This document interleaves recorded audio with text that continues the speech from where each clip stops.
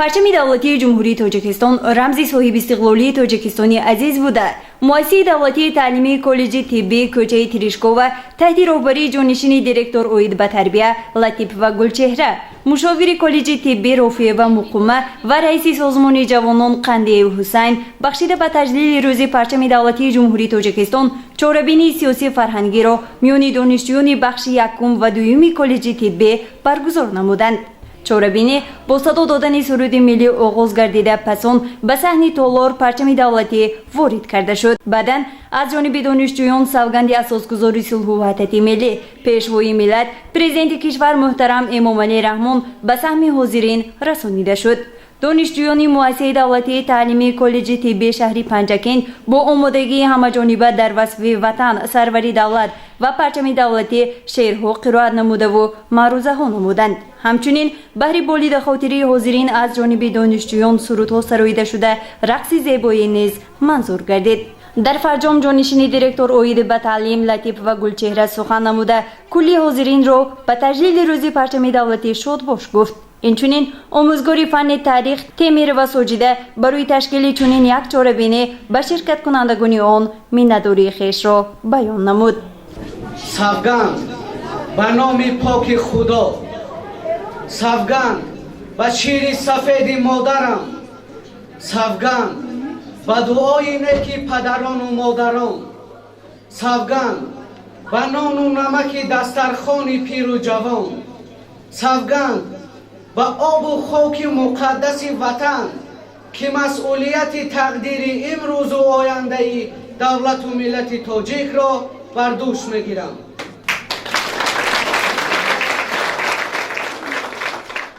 سلام از تاجیکستان، از وادی زرفشان، از زادگاه رودکی و لایق شیرین کلام. سلام بر اهل تالار نشسته، سلام بر استاد سرنوشته، سلام من سلام عارفانه، نشاط است و درود است و ترانه. چه خیلی که به همگان معلوم است هر سال 24 نوامبر را همچون روز پرچم دولتی جمهوری تاجیکستان در سرتاسر کشورمان جشن گرفته می شود. ما دانشجویان کالج طبی تصمیم گرفتیم که اوید به این جشنواره دولتی برنامه را پیشکش شما گردانیم. تاجیکستان زیجان شیرین‌ترم، تاجیکستان جوان و دلبرم، مثل طفل دوست می‌دارم تو را، از تو آید بوی شیر مادرم. قرائت پارچه‌های شعری در اجرای دانشجویان.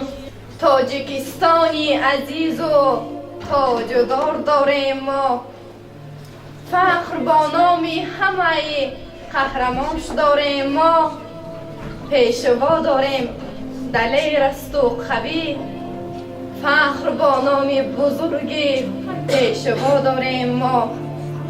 تاجیکیم و فخر از این میکنیم، با زبانش 100,000 ناز میکنیم.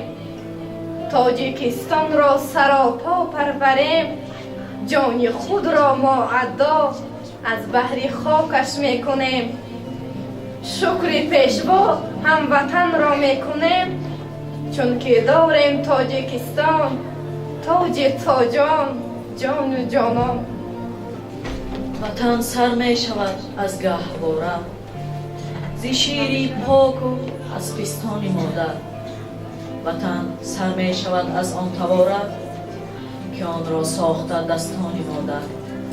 وطن سر می شود زاگرد دهقان، زی میدان‌های خیرمن بادگرها. وطن سر می شود از برده نان که ما خوردیم از خوان پدرها. وطن سر می شود زان آستانه که بر دنیای روشن پا نهادیم.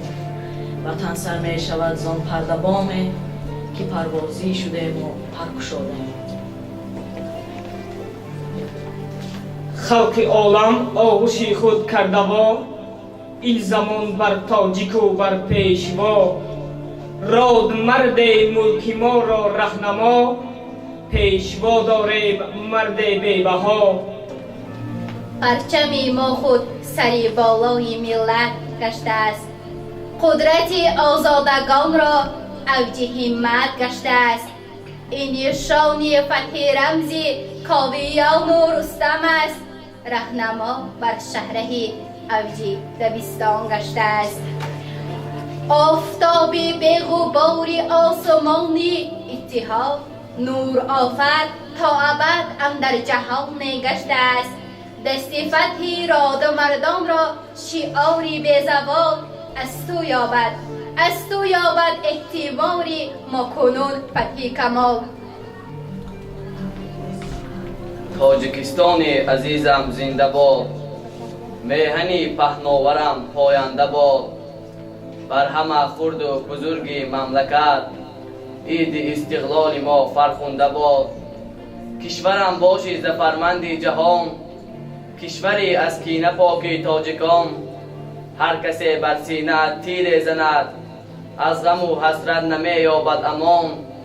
از زرافشان تا بدخشان وحدت است، از خوجند تا پنجرشتان وحدت است.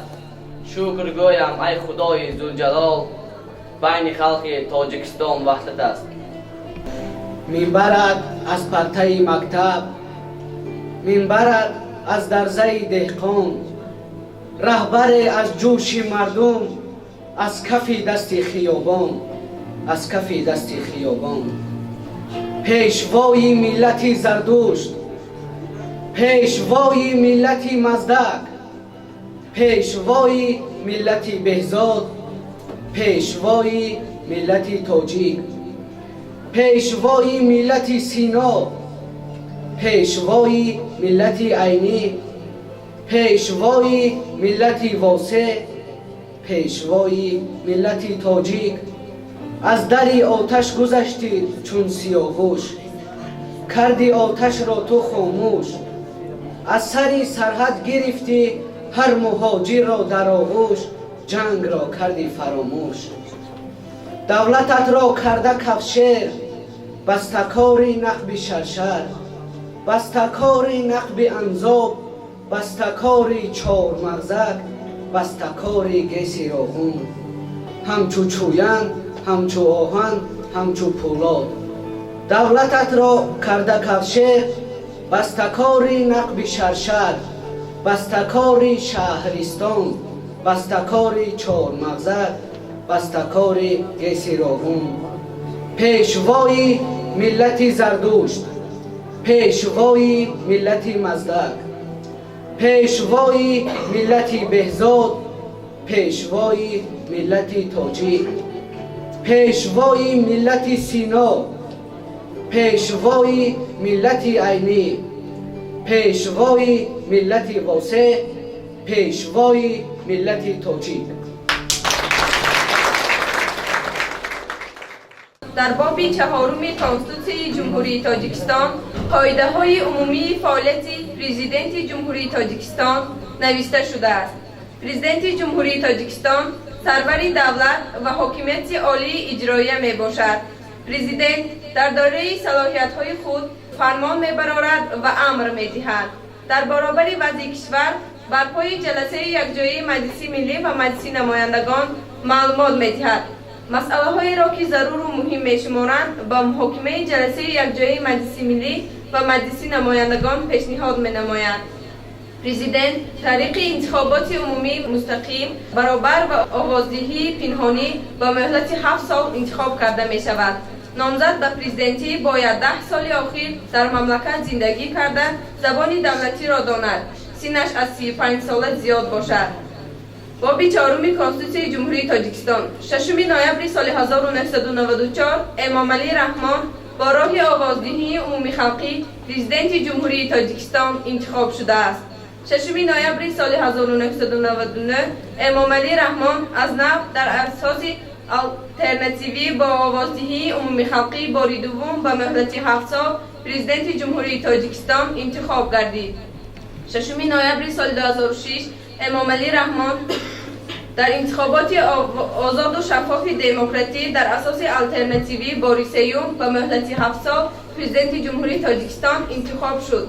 6 نوامبر سال 2013 امام علی رحمان با 84 از 123 آواز انتخاب کنندگان در انتخابات نوبتی پرزیدنت جمهوری تاجیکستان پیروز گردید. رمزهای پرزیدنت جمهوری تاجیکستان از لیوا و نشان پرزیدنت جمهوری تاجیکستان عبارت می باشد. تاجیکستان کشور در آسیای مرکزی است. نام رسمی کشور جمهوری تاجیکستان و پایتخت شهر دوشنبه است.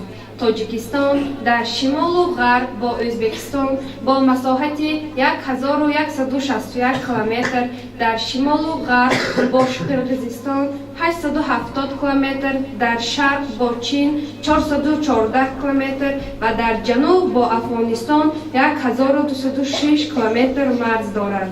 مرزهای تاجیکستان بسیار پیچیده بوده در طول چندین عصر تشکل یافتند. مرز تاجیکستان با افغانستان سال 1887 تعیین شده است و آن از رودهای پنج و آمو دریا می‌گذرد. تاجیکستان کشوری کوهسار و پربارش است و منابع‌های فراوانی زیرزمینی و آب دارد. این کشور و دریاهای آزاد دسترس ندارد. پهناوری این کشور 1400 کیلومتر بوده 93 در جهان است و بنابر داده‌های سرشماری ینوری سال 2020 در تاجیکستان 9,537,645 نفر اهالی بود. از آن جمله در شهرها 2,606,273 نفر و دهها 6,931 نفر اهالی زندگی داشتند. سال 1924 در نتیجه گذرانیدن تقسیمات ملی حدودی در اتحاد شوروی این کشور را به چند گروه جدا کردند و در بخش‌های شرقی آن جمهوری مختار شوروی سوسیالیستی تاجیکستان در ترکیب جمهوری شوروی سوسیالیستی ازبکستان ساخته شد. زادگاه تمدن و فرهنگ و آفرینندگان زبان فارسی تاجیکی در نتیجه این عمل صنعی پریشان گردیدند. تنها سال 1929 جمهوری مختار شوروی سوسیالیستی تاجیکستان از ازبکستان جدا شد و جمهوری شوروی سوسیالیستی تاجیکستان نام گرفت. جمهوری تاجیکستان در زمان استقلال در دایره سازمان ملل متحد، سازمان امنیت و همکاری در اروپا، سازمان همکاری شانگهای و دیگر سازمان‌های بین المللی همکاری نموده ایستاده است. همکاری دیگری تاجیکستان با دولت‌های اتحاد دولت‌های مستقل و مملکت‌های دیگری جهان پیوسته رشد می‌یابد. پرچم نشانه هستی ملت، وفاداری، هویت ملی، افتخار از ملت و وطنداری است. هر ملت و قومی که صاحب پرچم دولتی است می‌سزد گفت که از آن فخر کند، چون که پرچم رمز آزادی، صاحب استقلالی و هستی ملت است.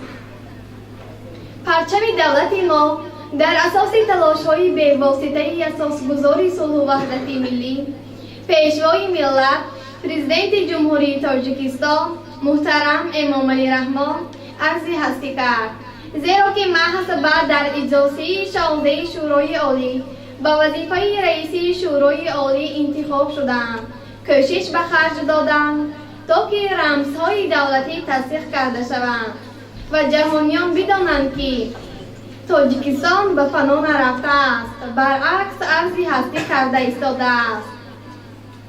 تاجیکان از زمانهای قدیم صاحب درفش پرچم ملی خود بودند، ولی با سببهای گوناگون آن قیمت و منزلت و هستی خود را گم کرده بود. امروز تاریخ گواه است که تاجیکان هیچگاه از تلاش‌های خود برای رسیدن به استقلالیت ملی خود دست نکشیدند. خوشبختانه نور خورشید بر سر مردم تاجیک جلوه‌گر شد. امروز در نزد بینا یکی از تشکیلات‌های با نفوذ جهان، سازمان ملل متحد، پرچم دولتی تاجیکستان پرافشان است که آن باعث افتخار وطنداری تاجیکان است. در وقتی غالبیت در بازی‌های المپیک سطح جهانی سرود ملی صدا داده، پرچم دولتی پرافشان گشته، دل را پر از شادی و فرح و نشاط را سرشار از افتخار وطنداری می‌گرداند. ما نیز باید تمام امکانیت‌های خویش را به آن روانه سازیم تا بهترین دانشجویان سطح دانش بلندداشته را تربیت نماییم. آنها در المپیادهای سطح جمهوری و بین المللی اشتراک فعالانه نموده با دانش و معرفت خویش پرچم ملی ما را در عرصه جهان پرافشان نمایند و نام تاجیکستان عزیز را در صفحه‌های تاریخ با خط زرین ثبت نمایند. ثابت سازم که پیروی اصلی پیشوای ملت و احترام کننده ارزش‌های ملی و رمزهای دولتی می باشد. پرچم تاجیک و تاجیکا جلوگر بادا به عالم جاویدان.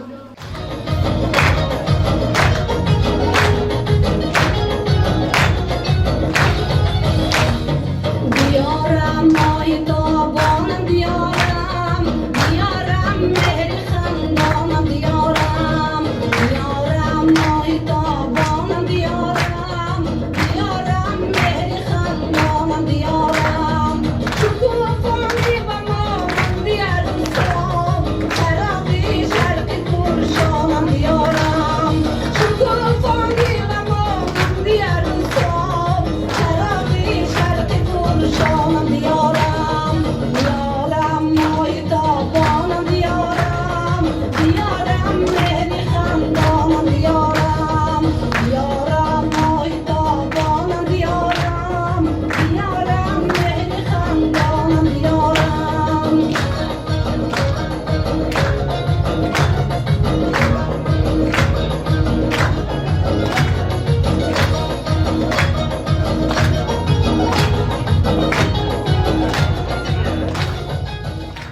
در برابر جشن گرفتن عید پرچم ملی نشان جمهوری تاجیکستان را هم جشن میگیریم.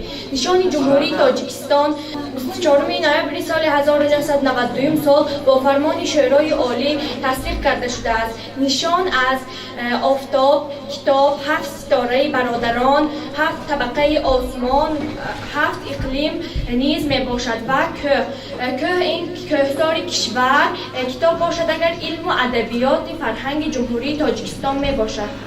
رنگ سرخ تاجیکستان این نشانه مبارزه های خلق تاجیک می باشد که برای استقلالیت به دست آوردند. رنگ سفید پرچم جمهوری تاجیکستان نشانه سعادتمندی و خوشبختی خلق تاجیک است که صاحب تاریخ طولانی، نیاگان بای و فرهنگی برجسته دارد. طبیعت زیبای تاجیکان، سرسبزی و خرمی، سربلندی کوهساران، ابدیتی تاجیکان می باشد.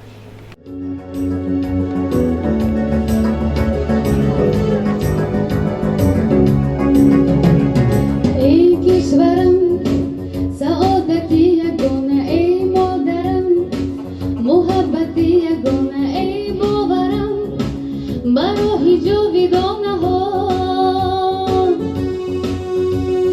ای میهنم ترانه دلم، ای گلشنم ترانه دلم، جان و تنم برای تو بدا فدا. وطنی جان بپیش همیشه بپیش، ملکی جانان بپیش همیشه بپیش، سخنی پیش با رهنمای ما تاجیکستان بپیش همیشه بپیش. وطنی جان بپیش همیشه بپیش، ملکی جانان بپیش همیشه بپیش، سخنی پیش با رهنمای ما تاجیکستان بپیش همیشه بپیش.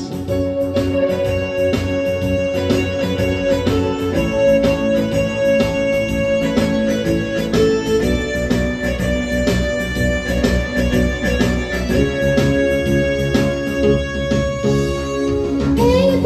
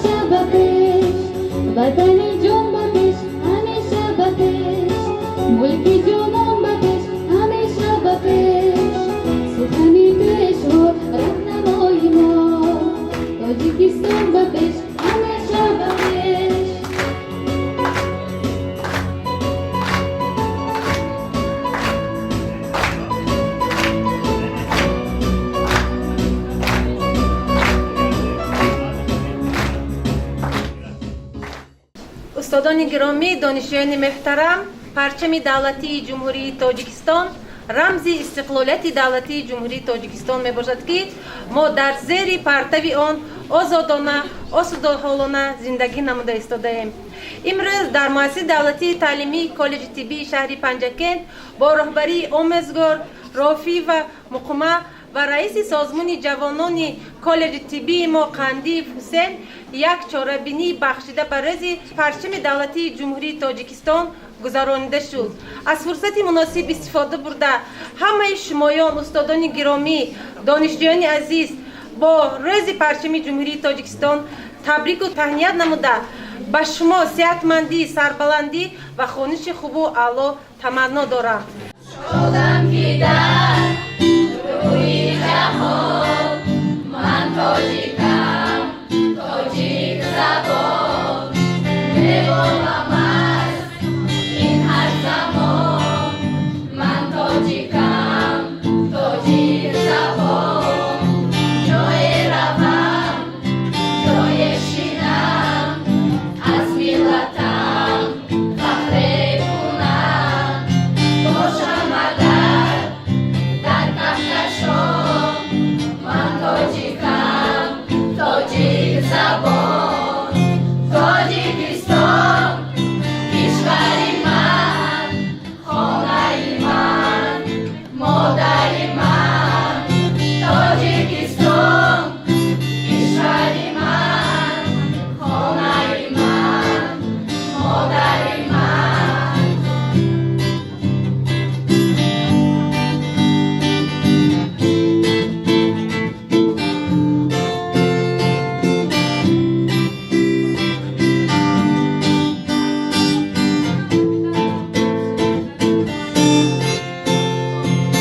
شیرین مادر وطنی من، لبی خزان باشد مرا. هر لحظه گویم زی جان من تاجیکم، تاجیک زبان. من هم زبانی رودکیم، من هم زبانی عنبریم. من باریسی سامانیان، من تاجیکم، تاجیک زبان. تاجیکستان کشور من، خانه من، مادر من.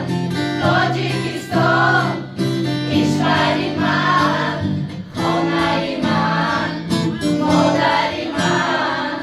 تاجیکستان کشور من، خانه من، مادر من. تاجیکستان کشور من، خانه من، مادر من. تاجیکستان کشور من، خانه من، مادر من. تاجیکستان کشور من، خانه من، مادر من.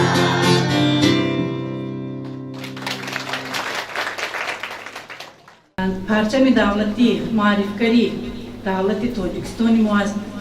بلندترین پرچم در تاجیکستان ما پرافشان گشته است که آن به کتاب رکوردهای گینس داخل کرده شده است. اجلاسی 16 شورای عالی برای مردم تاجیک تقدیس و تاریخی است، چون که محض در همین اجلاسی مقدسات دولتی، رمزهای دولتی تصدیق کرده شدند که یکی از آنها پرچم دولتی است.